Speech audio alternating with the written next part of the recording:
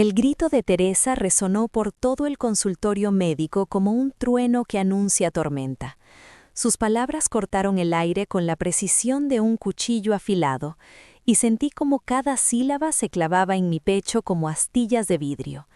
El eco rebotó contra las paredes color marfil del consultorio, chocando con los diplomas enmarcados y los pósters educativos sobre el desarrollo fetal que mostraban bebés en diferentes etapas, ajenos a los dramas de poder que se desarrollaban en salas como esta. «No harás ese ultrasonido, no lo permito». Estaba de pie frente a mí, con su traje Chanel color crema y sus perlas que probablemente costaban más que todo lo que yo había poseído alguna vez. Su rostro, habitualmente controlado y sereno como una máscara de porcelana, ahora mostraba una furia apenas contenida. Las venas de su cuello se marcaban contra su piel estirada por el botox, y sus manos perfectamente manicuradas temblaban mientras señalaban hacia la puerta del consultorio.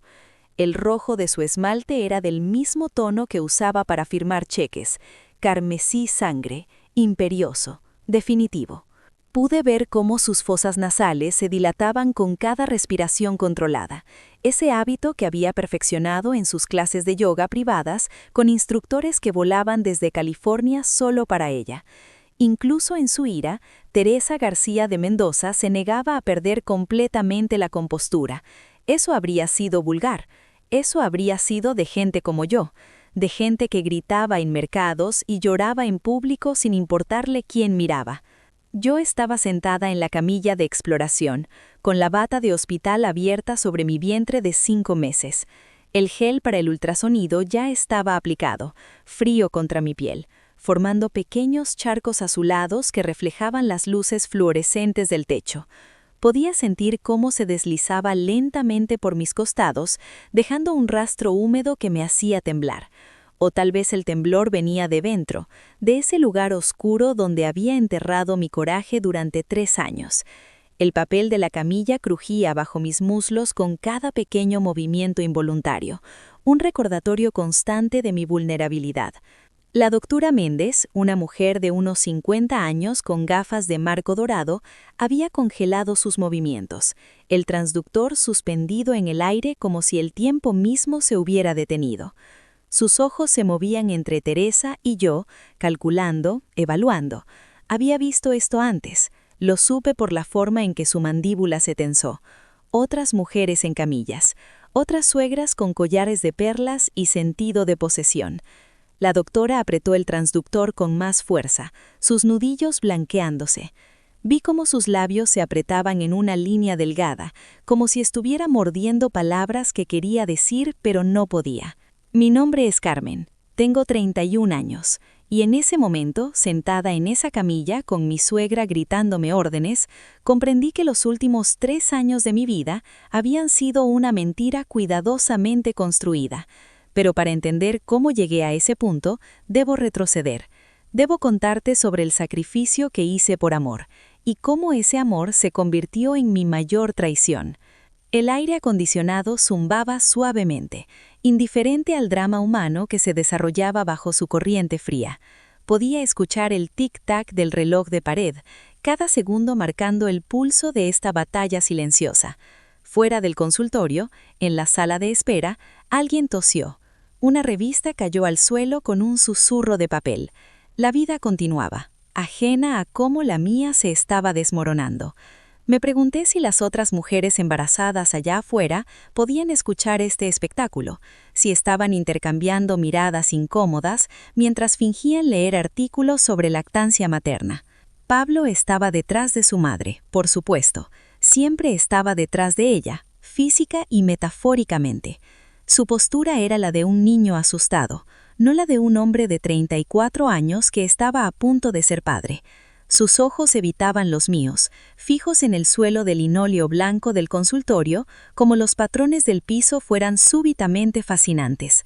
Llevaba ese suéter de cachemira azul marino que su madre le había comprado la semana anterior, porque Teresa siempre compraba su ropa, siempre elegía su apariencia, siempre decidía quién era él. Vi cómo sus labios se movían silenciosamente, probablemente ensayando alguna disculpa que nunca diría en voz alta. Sus manos estaban metidas en los bolsillos de sus pantalones de lino, los hombros ligeramente encorvados como si quisiera hacerse más pequeño, desaparecer. Recordé cuando lo conocí en aquella cafetería universitaria, cuando sus ojos brillaban con sueños propios, cuando hablaba de ser diferente a su familia. Qué ingenua había sido al creerle. En ese momento, mirándolo así, tan patético en su cobardía, sentí algo quebrarse dentro de mí. No fue mi corazón, eso ya se había roto hace tiempo. Fue algo más profundo. Fue la última hebra de esperanza a la que me había aferrado. Señora García, intervino la doctora Méndez con voz tranquila pero firme. Este es un procedimiento de rutina. Su nuera necesita. No me importa lo que necesite.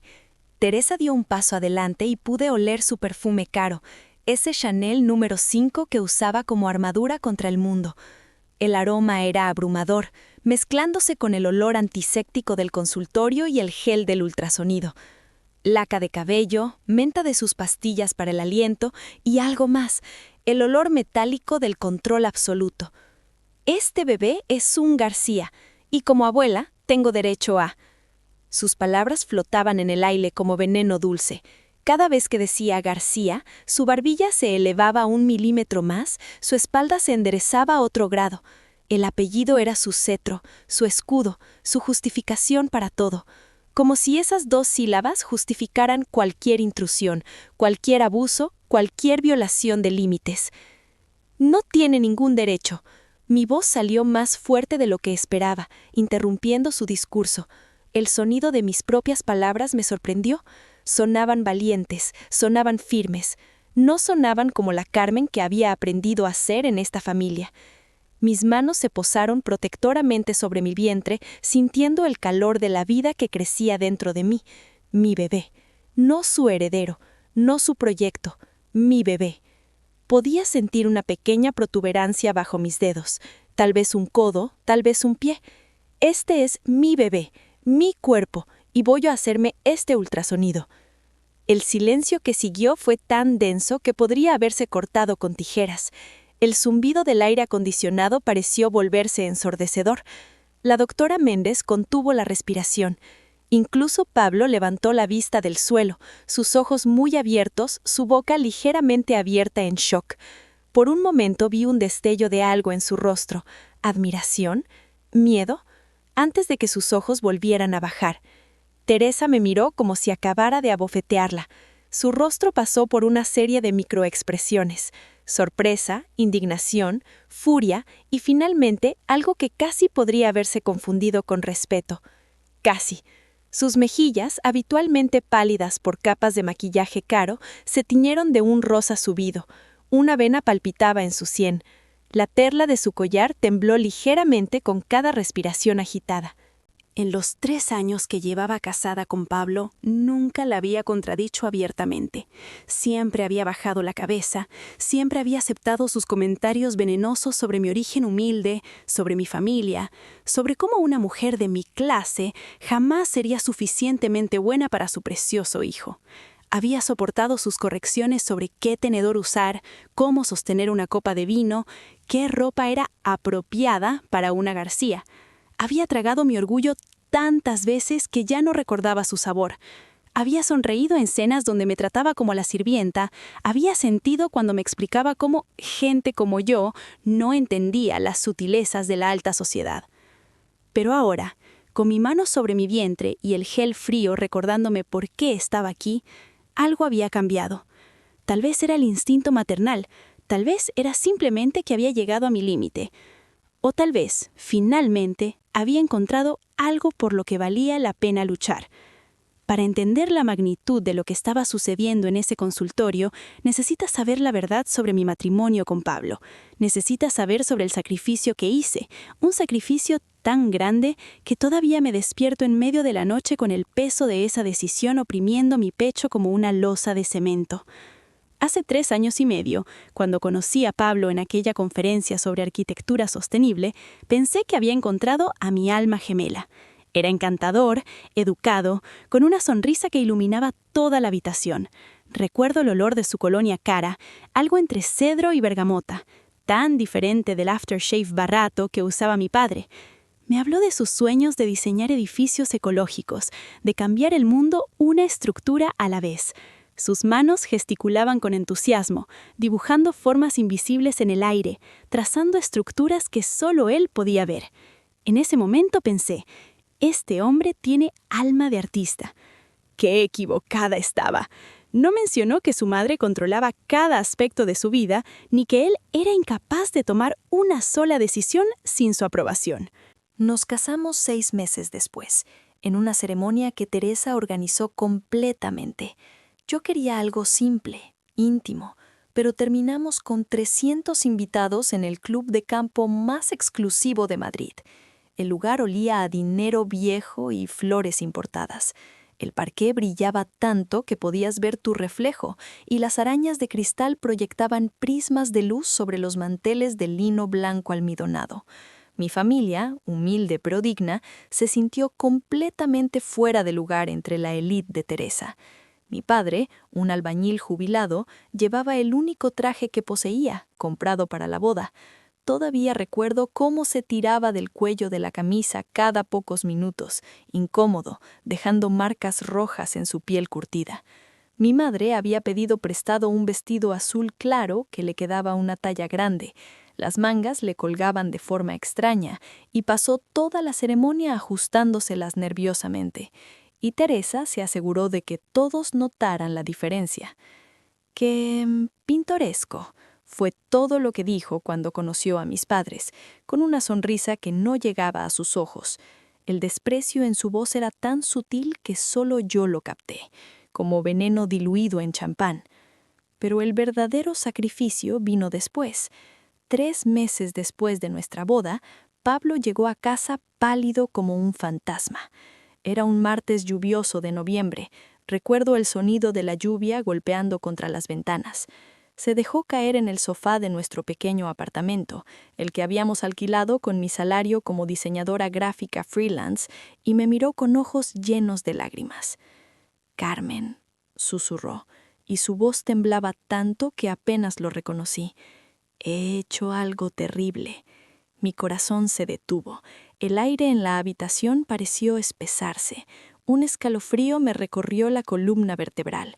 Pensé en infidelidad, en mentiras, en enfermedades, en cualquier cosa menos la verdad que salió de sus labios temblorosos. «Inversiones», dijo, y la palabra salió como una confesión en un tribunal. Hice inversiones sin consultar a nadie. Pensé que podría sorprender a mi madre, demostrarle que podía ser independiente, que podía multiplicar el dinero de la familia. Pero las palabras se derramaron como veneno. 368.000 euros perdidos. Una estafa de inversión inmobiliaria en el extranjero. Algo sobre apartamentos turísticos en Croacia que nunca existieron. Dinero que pertenecía a la empresa familiar. Dinero que Teresa había confiado en él para administrar. Si ella se enteraba, lo desheredaría, lo destruiría y habría repercusiones legales porque había firmado documentos en nombre de la empresa. «Mi vida está arruinada», sollozó, con la cabeza entre las manos. Sus dedos se clavaban en su propio cabello, tirando tan fuerte que pensé que se arrancaría mechones. «Todo está perdido». Yo me quedé mirándolo, sintiendo cómo mi mundo se tambaleaba. El zumbido de la nevera en la cocina parecía ensordecedor en el silencio que siguió. Podía escuchar mi propia respiración, agitada y superficial, pero también vi en sus ojos algo que nunca había visto antes. Terror genuino. No terror a decepcionar a su madre, sino terror a las consecuencias reales, a la prisión, a la ruina total. Y en ese momento, a pesar de todo, sentí compasión por él. Maldita compasión, esa debilidad que heredé de mi madre, esa incapacidad de ver sufrir a alguien sin querer aliviar su dolor. «¿Cuánto tiempo tenemos?», pregunté con voz mecánica, como si estuviera en piloto automático. 28 días. El auditor revisará las cuentas en 28 días. Esa noche no dormí. Me quedé despierta mirando el techo, escuchando la respiración irregular de Pablo a mi lado, cada inhalación un recordatorio de la bomba que acababa de explotar en nuestras vidas. Las sombras de los árboles de la calle danzaban en el techo, proyectadas por las farolas. Conté cada grieta en el yeso, conté cada respiración, y tomé una decisión que cambiaría mi vida para siempre. La casa de mis padres la habían comprado hace 30 años en un barrio que había crecido y prosperado con el tiempo, una casa modesta de 2 plantas con un jardín donde mi madre cultivaba tomates cada verano. Ahora valía exactamente 370.000 euros. Lo sé porque había ayudado a mis padres a tasarla el año anterior, cuando consideraron hacer renovaciones. El número quedó grabado en mi mente como un tatuaje invisible. Al día siguiente fui a verlos. El trayecto en metro me pareció interminable. Cada estación un paso más cerca de la traición. Mis manos sudaban, dejando marcas húmedas en mi bolso de imitación de cuero. Me senté en la cocina donde había crecido, donde mi madre había preparado miles de comidas, donde mi padre había enseñado a hacer mis deberes en la mesa de madera gastada.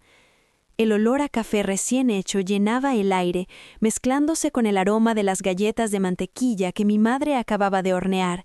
Era el mismo olor de mi infancia, de los domingos tranquilos, de la seguridad. Y yo estaba a punto de destruir todo eso. Les conté todo. Bueno, casi todo. Les dije que Pablo y yo queríamos invertir en un negocio juntos, una oportunidad única que nos haría crecer financieramente, que era algo seguro, prácticamente garantizado. Les dije que devolveríamos el dinero con intereses en 5 años. Mentí a las 2 personas que nunca me habían mentido a mí. Las palabras me quemaban la garganta mientras salían. Podía saborear la traición en mi boca, amarga como bilis.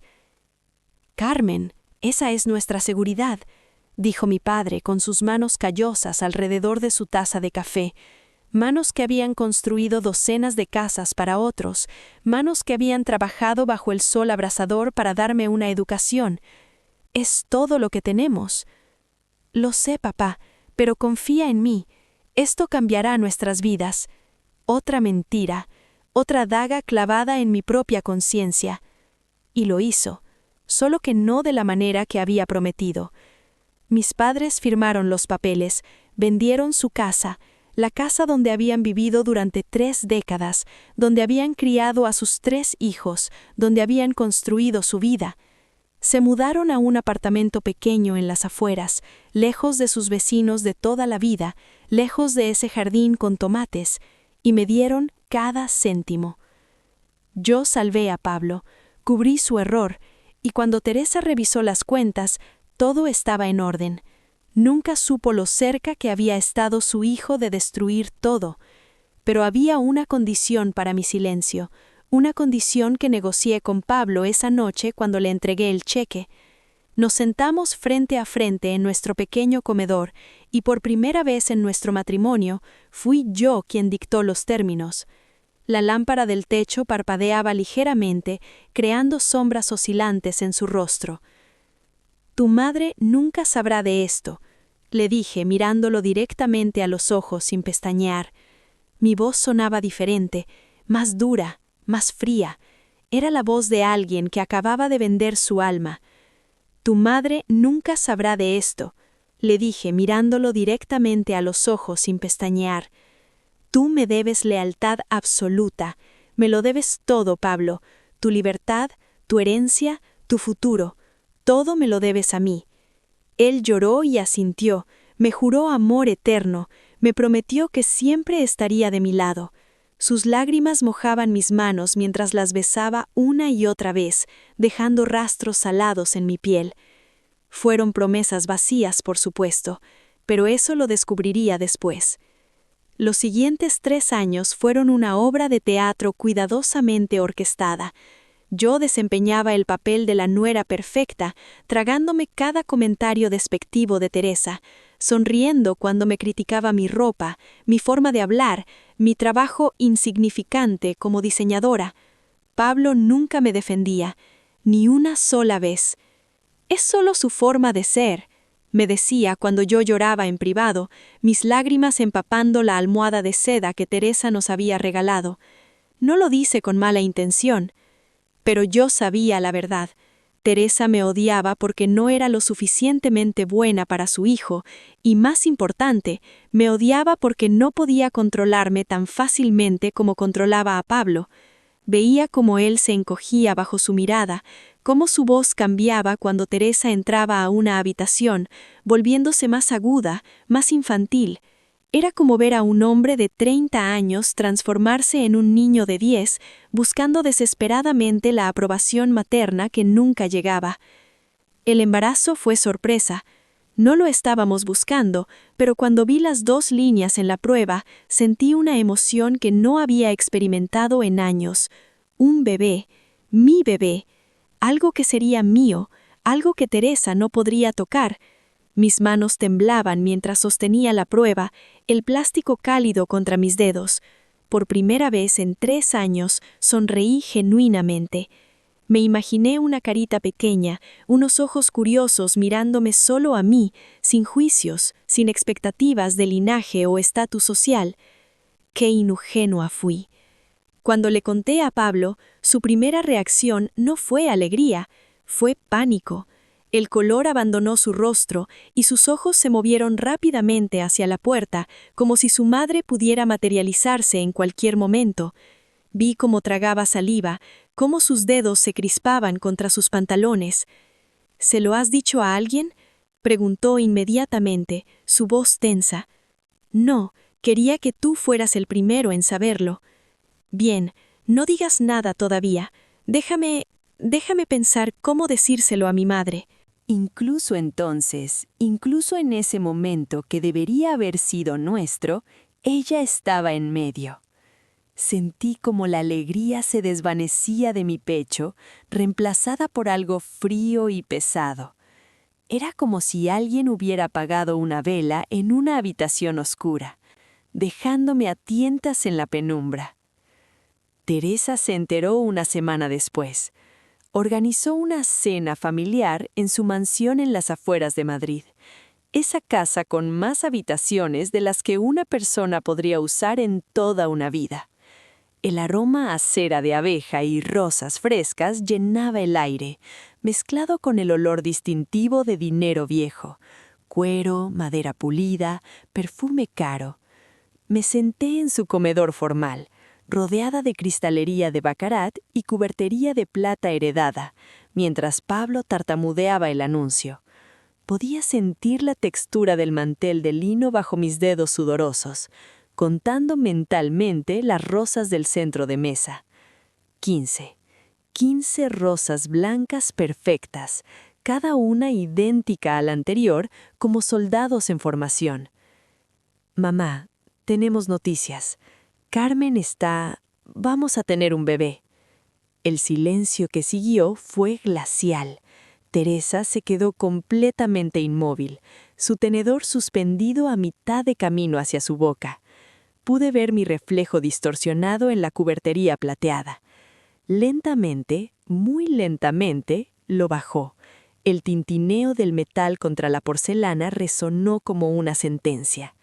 Sus ojos se fijaron en mí con una intensidad que me hizo estremecer. Pude sentir el peso de su mirada, evaluándome, calculando. «Ya veo», dijo, finalmente.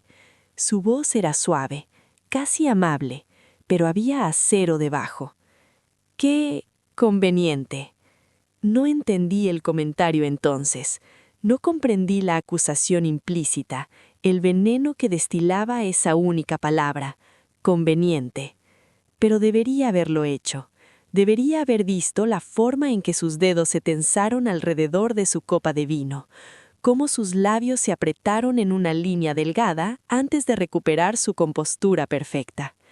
Pero Teresa tenía un plan. Siempre tenía un plan. Comenzó sutilmente. Comentarios sobre cómo el embarazo me lucía cansada, sugerencias de que tal vez debería descansar más y dejar de trabajar. Insistió en que viéramos a su médico privado, el doctor Ramírez, un hombre que había sido el médico de la familia García durante 40 años. Su consultorio olía a antiséptico y dinero, con pinturas al óleo en las paredes y revistas de arquitectura en lugar de revistas de chismes. El papel tapiz era de un verde oscuro que me recordaba a los hospitales antiguos, y las sillas de la espera crujían con cada movimiento. «Es el mejor», insistió.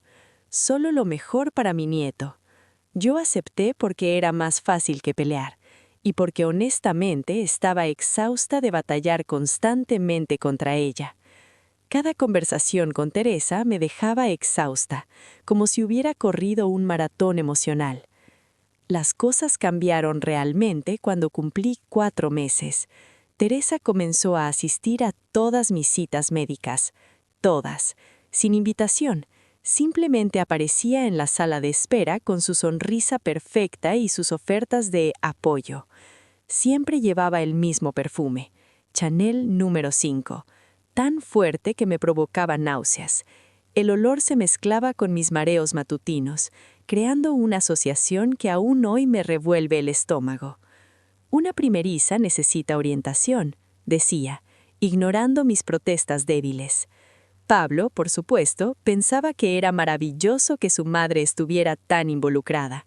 «¿Ves? Te preocupabas por nada», me decía, con esa sonrisa condescendiente que había aprendido de ella. Fue en la cita de los 4 meses cuando sucedió algo extraño. El doctor Ramírez realizó el ultrasonido de rutina, pero no giró la pantalla hacia mí como lo había hecho antes. Mantuvo la imagen hacia él y hacia Teresa, que estaba de pie a su lado. Vi cómo intercambiaron una mirada, breve pero cargada de significado. Había algo en la forma en que él asintió casi imperceptiblemente, en cómo sus labios se curvaron ligeramente hacia arriba antes de recuperar su compostura perfecta. «Es perfectamente normal», dijo, con una sonrisa profesional. «El bebé está creciendo bien». «¿Puedo ver?», pregunté, tratando de inclinarme hacia la pantalla. «Oh, no hay mucho que ver todavía», dijo rápidamente, apagando la máquina. «Solo formas borrosas. En el próximo ultrasonido habrá más detalles». Algo en su tono me incomodó, pero no podía señalar qué exactamente. Era demasiado casual, demasiado ensayado, como si hubiera practicado esas palabras frente a un espejo. Después de esa cita, Teresa se volvió extrañamente amable. De repente, mis opiniones importaban. Mi ropa era encantadora. Mi trabajo era tan creativo. El cambio fue tan drástico que me dejó desconcertada. Me compraba regalos, cremas extrañas para el embarazo, libros sobre maternidad, mantas de cachemira para el bebé. Llegaban en cajas envueltas en papel de seda, cada una más lujosa que la anterior. «Creo que finalmente estamos conectando», le dije a Pablo una noche, acariciando mi vientre en crecimiento. Podía sentir pequeños movimientos bajo mi piel, como mariposas. Él sonrió, claramente aliviado. «Te dije que solo necesitaban tiempo». Pero la verdad horrible que descubriría pronto, era mucho más oscura que una simple reconciliación. La bomba explotó una semana antes de mi ultrasonido de 5 meses. Había olvidado mi teléfono en casa de Teresa después de una de sus reuniones de planificación del bebé. Cuando volví a recogerlo, la casa estaba silenciosa. Teresa había salido, pero escuché voces en el estudio de Pablo. Voces tensas, urgentes. El sonido llegaba amortiguado a través de la puerta de roble macizo. Mi instinto me dijo que no debería acercarme, pero algo más fuerte me empujó hacia esa puerta entreabierta. El pasillo estaba oscuro, y el suelo de mármol frío bajo mis pies descalzos. Podía escuchar mi propia respiración, superficial y rápida. La voz de Pablo era clara. «No puedo seguir con esto, mamá. Es mi hijo también». «No». La voz de Teresa era fría como el hielo. «No lo es. Y mientras antes lo entiendas, mejor. Ese bebé no es un García, y no permitiré que esa mujer de clase baja ensucie nuestro linaje con su genética inferior». Mi sangre se congeló. El mundo se inclinó. Me aferré al marco de la puerta para mantenerme en pie. Sentí que mi corazón dejaba de latir por un instante completo. Pero el doctor Ramírez dijo... El doctor Ramírez confirmó exactamente lo que sospechaba. Los marcadores genéticos, Pablo, no mienten, y cuando tengamos las pruebas definitivas del próximo ultrasonido, finalmente podrás divorciarte de ella sin consecuencias. Mi mundo se derrumbó. ¿Marcadores genéticos? ¿Pruebas definitivas? ¿Qué demonios estaban diciendo? Salí de esa casa en silencio, con mi teléfono apretado contra mi pecho y el corazón latiendo tan fuerte que pensé que se saldría de mi caja torácica. El aire nocturno olía a jazmín y gasolina, una combinación que siempre me recordaría esta traición. Mis piernas apenas me sostenían mientras caminaba hacia mi auto, cada paso resonando en el pavimento como el tic-tac de un reloj que contaba mi sufrimiento. Conduje sin rumbo durante 1 hora, las luces de la ciudad borrosas detrás de mis lágrimas, las palabras de Teresa resonando en mi mente como una campana de muerte. Genética inferior. No es un García. Marcadores genéticos. Cada palabra era un cuchillo, perfectamente afilado, diseñado para cortar en lo más profundo. Mis nudillos se ponían blancos de apretar el volante, intentando anclarme a algo sólido mientras mi mundo se desmoronaba. Cuando finalmente pude pensar con claridad, me detuve en un café 24 horas en la periferia de la ciudad. Las luces fluorescentes zumbaban sobre mi cabeza mientras pedía un descafeinado que sabía a cartón mojado. El lugar olía a aceite rancio y desinfectante, un aroma que se pegaba a la garganta. Mis manos temblaban tanto que derramé azúcar por toda la mesa, los cristales blancos esparciéndose como pequeñas estrellas sobre la superficie gastada. La mesera, una mujer mayor con ojeras que rivalizaban con las mías, me lanzó una mirada de compasión que casi me hace llorar de nuevo. Comencé a investigar en mi teléfono, los ojos ardiendo por la pantalla brillante. ¿Qué tipo de información genética se podía obtener de un ultrasonido de rutina? La respuesta era muy poca. Los ultrasonidos no realizan análisis genéticos, no pueden determinar el ADN del bebé, ni confirmar paternidad, ni nada relacionado con marcadores genéticos. Teresa estaba mintiendo. ¿Pero por qué? Pasé los siguientes 3 días investigando obsesivamente. Leí sobre ultrasonidos, sobre pruebas prenatales, sobre todo lo que pudiera darme respuestas. Mi apartamento se convirtió en un búnker de información, papeles impresos cubriendo la mesa del comedor, pestañas abiertas en mi laptop hasta que se sobrecalentaba, notas adhesivas pegadas en las paredes como el mapa mental de un detective enloquecido. El piso se llenó de tazas de café vacías, platos con comida sin tocar. Pablo preguntó qué estaba haciendo. «Investigación para el bebé», le mentí, mi voz plana como una tabla. Y lentamente, mientras el café frío se acumulaba en tazas olvidadas, una teoría horrible comenzó a formarse en mi mente. Teresa no estaba tratando de probar que el bebé no era de Pablo. Eso era biológicamente imposible de determinar con un simple ultrasonido. No. Ella estaba construyendo una narrativa, plantando semillas de duda en la mente de Pablo, manipulando la información médica para convencerlo de que yo le había sido infiel. Y el doctor Ramírez, ese médico de confianza de la familia, era su cómplice. La rabia que sentí fue volcánica. Mi reflejo en el espejo del baño me mostraba a una mujer que ya no reconocía. Ojeras profundas, mandíbula apretada, ojos que brillaban con algo peligroso. Durante 3 años había soportado los insultos de Teresa. Había sacrificado la casa de mis padres para salvar a su patético hijo. Había tragado mi orgullo una y otra vez. ¿Y así me lo pagaban? ¿Tratando de robarme a mi bebé basándose en mentiras? Pero la rabia, aunque poderosa, no era suficiente. Necesitaba pruebas. Necesitaba un plan. Esa noche, mientras Pablo dormía, tomé su teléfono. El cuarto olía a su colonia cara, ese aroma a madera y especias que antes me parecía sofisticado y ahora solo me daban náuseas. Sus ronquidos llenaban la habitación. un sonido que normalmente me tranquilizaba, pero que ahora me irritaba cada nervio. Conocía su contraseña. Era el cumpleaños de Teresa, por supuesto. ¡Qué patético! Encontré los mensajes entre él y su madre. Meses de conversaciones que me revolvieron el estómago. Teresa, esa mujer te atrapó con un embarazo. Es la trampa más vieja del mundo. Pablo, no puedo creer que Carmen haría eso. Teresa, ¿no puedes o no quieres? Piénsalo, Pablo. ¿Cuándo exactamente quedó embarazada? Justo cuando empezaste a hablar de que necesitabas espacio. Eso era mentira. Nunca había hablado de necesitar espacio, pero Teresa estaba reescribiendo la historia, manipulando su memoria como si fuera plastilina.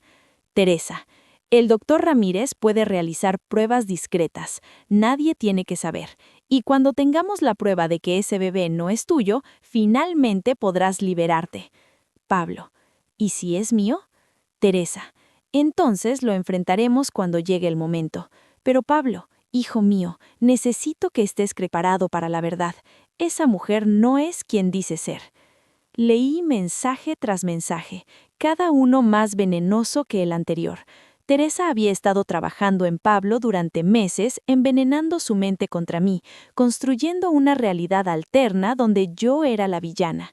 Mis dedos temblaban mientras me desplazaba por la pantalla. La luz azulada iluminaba mi rostro en la oscuridad. Y lo más enfermo de todo, Pablo lo estaba creyendo. No completamente, no todavía, pero las dudas estaban ahí. Podía verlas en sus respuestas vacilantes, en sus preguntas débiles. Fotografié cada mensaje, cada evidencia de su conspiración. El sonido del obturador de la cámara del teléfono sonaba como pequeñas victorias en la oscuridad. Luego comencé mi propio plan.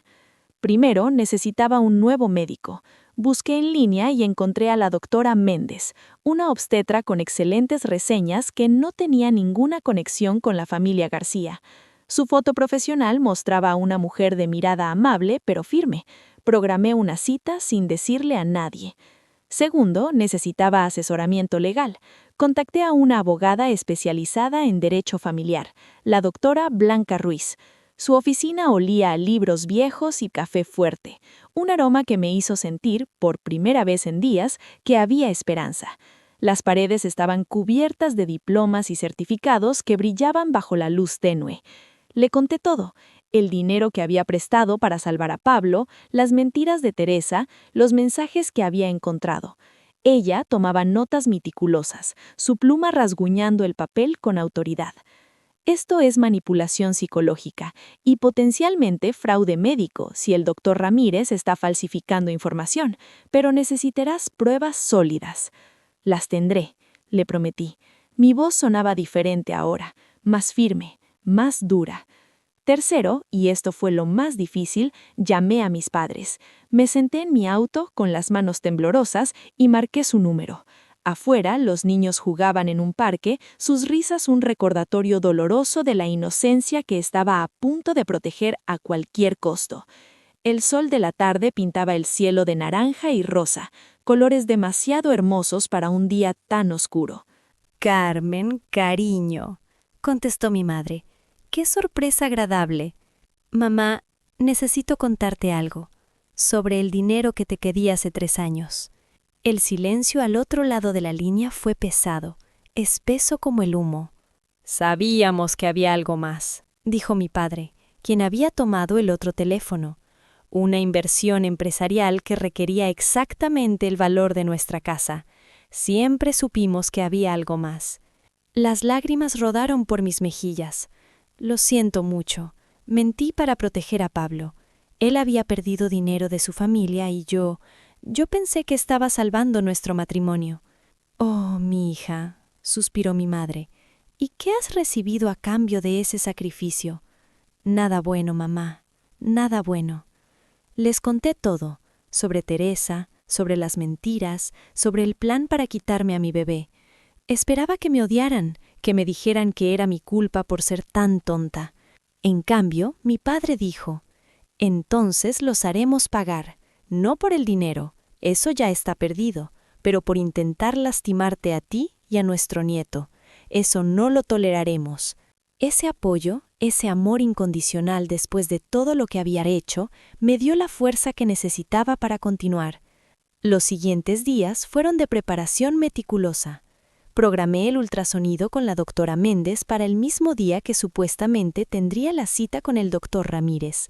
Le dije a Pablo y Teresa que el doctor Ramírez había tenido que cambiar la hora, que ahora... Carmen, cariño, contestó mi madre. ¡Qué sorpresa agradable! Mamá, necesito contarte algo, sobre el dinero que te quedé hace 3 años. El silencio al otro lado de la línea fue pesado, espeso como el humo. Sabíamos que había algo más, dijo mi padre, quien había tomado el otro teléfono. Una inversión empresarial que requería exactamente el valor de nuestra casa. Siempre supimos que había algo más. Las lágrimas rodaron por mis mejillas. Lo siento mucho. Mentí para proteger a Pablo.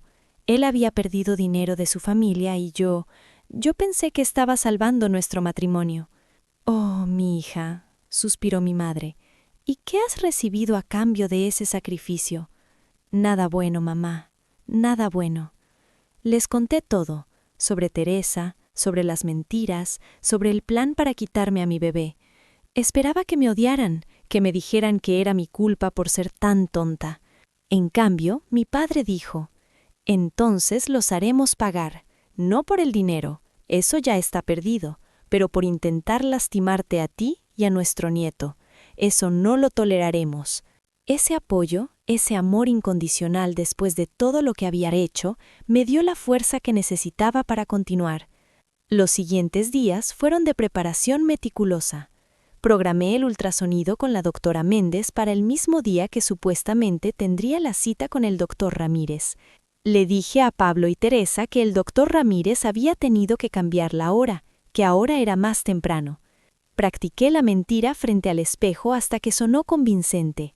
Luego los llevé al consultorio de la doctora Méndez en lugar del doctor Ramírez. También hice algo más, algo arriesgado pero necesario. Le pedí a mi hermano, que trabaja en tecnología, que me ayudara a colocar una pequeña grabadora en mi bolso. Todo lo que se dijera durante esa cita quedaría registrado. ¿Estás segura de esto?, me preguntó, sus dedos pausando sobre el dispositivo minúsculo. La luz de su apartamento hacía que sus ojos se vieran preocupados. Una vez que pongas este plan en marcha, no hay vuelta atrás. Estoy segura, le respondí. No hay vuelta atrás de todas formas. Mi matrimonio ya está muerto. Solo necesito asegurarme de que mi bebé y yo sobrevivamos. Y eso me trae de vuelta a ese momento en el consultorio, con Teresa gritando y la doctora Méndez congelada en shock. El aire acondicionado zumbaba suavemente, un contraste absurdo con la tensión que electrificaba cada centímetro de la pequeña sala. El olor a antiséptico se mezclaba con el perfume caro de Teresa, creando una combinación nauseabunda. Este es mi bebé, mi cuerpo, y voy a hacerme este ultrasonido. Repetí, mi voz más firme esta vez. Podía sentir mi corazón latiendo con fuerza en mi pecho, pero mantuve mi postura erguida, mi mano descansando protectoramente sobre mi vientre. Teresa se volvió hacia Pablo como un depredador que identifica la presa más débil. ¿Vas a permitir que tu esposa te hable así? ¿Vas a permitir que ponga en riesgo a tu hijo con médicos que no conocemos? Pablo abrió la boca, cerró la boca, como un pez fuera del agua. Sus manos temblaban ligeramente, y noté cómo sus ojos saltaban entre su madre y yo, incapaz de sostener la mirada de ninguna de las dos. Podía ver el conflicto en sus ojos, las semanas de manipulación de su madre chocando contra la realidad de la situación. Por un momento, casi sentí lástima por él. Casi. Señora García, la doctora Méndez encontró su voz, enderezando su espalda con una dignidad profesional que me llenó de gratitud. Necesito pedirle que abandone la sala. Esta es una consulta médica privada entre mi paciente y yo. Esta mujer ni siquiera es un médico regular. Teresa señaló a la doctora Méndez como una impostora, su dedo índice extendido como una acusación. Sus uñas perfectamente arregladas brillaban bajo las luces fluorescentes. El doctor Ramírez ha estado cuidando de esta familia durante décadas. Él no es mi médico. Interrumpí. mi voz cortando el aire como un cuchillo. Nunca lo elegí, usted me lo impuso, como impone todo lo demás. Pero esto se acabó, Teresa. Este es mi bebé, mi cuerpo y mi decisión. ¿Pablo? Teresa se volvió a su hijo con ojos suplicantes, su máscara de control deslizándose momentáneamente para revelar algo más vulnerable, más desesperado. Díselo, díselo que no puede hacer esto. Y ahí estaba, el momento de la verdad, el momento en que Pablo finalmente tendría que elegir, su madre o su esposa. Las semanas de veneno de Teresa o la realidad frente a él. El silencio se extendió, pesado y sofocante. Incluso el zumbido del aire acondicionado pareció desvanecerse. Pablo me miró. Luego miró a su madre, y en sus ojos vi exactamente lo que había temido ver durante 3 años: cobardía pura. No era odio, ni siquiera indiferencia. Era algo peor. Era la ausencia total de valentía. Carmen, comenzó débilmente, su voz apenas un susurro. Tal vez deberíamos discutir esto en privado. La decepción me golpeó como una bofetada física, pero la había esperado. En el fondo, siempre la había esperado. No hay nada que discutir. Mi voz era dura ahora, cada palabra deliberada. O te quedas y apoyas a tu esposa, o te vas con tu madre. Pero este ultrasonido va a suceder de cualquier manera. La doctora Méndez, bendita sea, tomó la decisión por todos nosotros. Voy a llamar a seguridad si no abandonan la sala inmediatamente, dijo con firmeza, mirando a Teresa y Pablo con una autoridad inquebrantable. Mi paciente tiene derecho a privacidad médica. Teresa se quedó boquiabierta, sus labios formando una O perfecta de shock. Claramente no estaba acostumbrada a que le dijeran que no. Su rostro se puso rojo, luego púrpura, como si la presión arterial le estuviera subiendo peligrosamente. Por un momento pensé que tendría un ataque. Una parte pequeña y mezquina de mí casi lo deseó. Esto no ha terminado, siseó, finalmente, su voz baja y venenosa. Tengo abogados, tengo recursos, y voy a demostrar... ¿Demostrar qué exactamente?, pregunté, mi mano moviéndose deliberadamente a mi bolso donde estaba la grabadora. Dejé que viera el movimiento. ¿Que he sido infiel? ¿Que este bebé no es de Pablo? ¿Es eso lo que vas a demostrar, Teresa? El silencio fue absoluto. Hasta el aire acondicionado pareció contener la respiración. Pablo se puso pálido, el color drenándose de su cara como agua de un vaso roto. ¿Qué?, susurró, su voz quebrada. Carmen, ¿por qué dirías? Porque eso es exactamente lo que tu madre te ha estado diciendo durante meses, ¿no es así? Lo enfrenté, mis ojos fijos en los suyos. Que yo te atrapé con un embarazo, que este bebé podría no ser tuyo, que necesitabas pruebas genéticas de este ultrasonido. Pablo se quedó congelado, la culpa escrita en cada línea de su cara, en la forma en que sus hombros se hundieron, en cómo sus manos se apretaron en puños inútiles a sus costados. Lo sabías, dijo Teresa lentamente, mirándome con nueva comprensión y algo parecido al miedo. ¿Cómo? Leí tus mensajes, dije simplemente, saboreando cada palabra.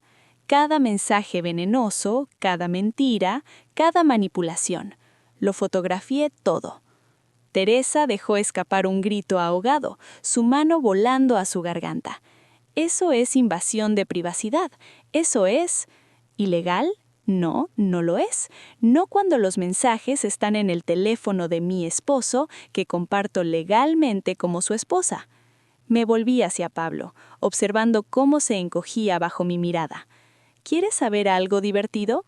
Los ultrasonidos no pueden determinar paternidad, no pueden detectar marcadores genéticos que prueben quién es el padre. Tu madre y el doctor Ramírez te estaban mintiendo. Pablo se dejó caer en la silla del consultorio como un títere con los hilos cortados, con la cabeza entre las manos, dentro de su cabello, despeinándolo. Pero yo Ella dijo que el doctor Ramírez había encontrado. Ella dijo que... Ella mintió, dije con voz plana, sin emoción. Y tú le creíste a ella en lugar de a mí. Elegiste creerle a la mujer que ha controlado cada aspecto de tu vida en lugar de la esposa que sacrificó la casa de sus padres para salvarte del desastre financiero que creaste tú.